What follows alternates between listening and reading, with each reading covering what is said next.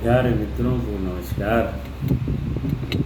Friends, yoga day निकल गया और मैं देख रहा था बहुत सारे लोगों का मुख्य उद्देश्य उस पर एक टांग उठा के पिक्चर खींचना था। उसके अलावा उन्होंने बहुत ज़्यादा ध्यान नहीं दिया। साथ साथ वो ऐसी क्रियाएं चुन रहे हैं जिनमें उनके शरीर में तो हलन चलन हो, मानसिक रूप से विचार स्थिर हो जाए, ऐसी प्रक्रिया का चुनाव लोग नहीं कर रहे। योग को अधूरा जान लेना भी नुकसानदायक है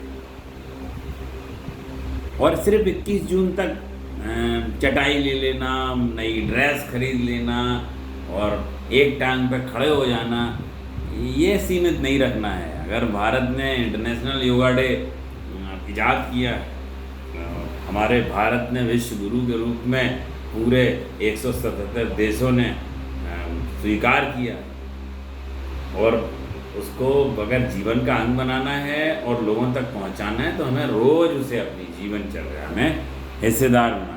ऐसी क्रियाएं चुननी होगी। 112 भैरव तंत्र की विधियां हैं।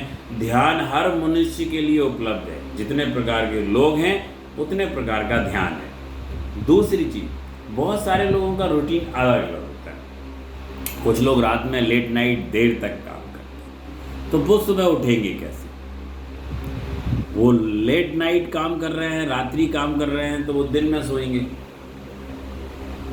खाने पीने की चीज़ें लोगों की अलग अलग हैं, तो सबका रूटीन अलग अलग है। मेरी आपको ये सलाह है कि जब आप मेडिटेशन का चुनाव करें तो बहुत ज़्यादा प्राथमिकता इस बात को नहीं दें कि आप सुबह नहीं उठ पा रहे हैं। आप अपने शरीर के शेड्यूल के साथ मैच करें।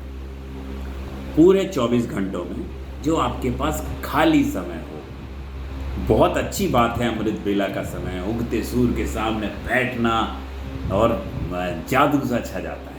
यस, लेकिन इसका ये मतलब नहीं है कि अगर आप सुबह नहीं जग पा रहे हैं तो ध्यान असंभव हो गया। नहीं, खाली समय में बैठना और अपने कार्य में ध्यान लगाना।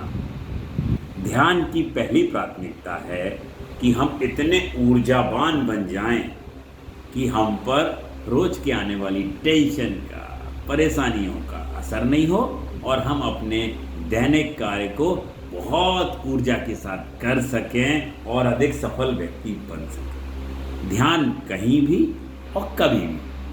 प्यारे मित्रों, मैंने एक YouTube चैनल भी बनाया है और उसका उद्देश्य सिर्फ इतना है कि मेरे पास अब उतना वक्त नहीं है कि मैं सब लोगों तक पहुंच पाऊं और मैं उतना समय धीरे धीरे बहुत बिजी होता जा रहा हूं और हो सकता और होता जाऊंगा।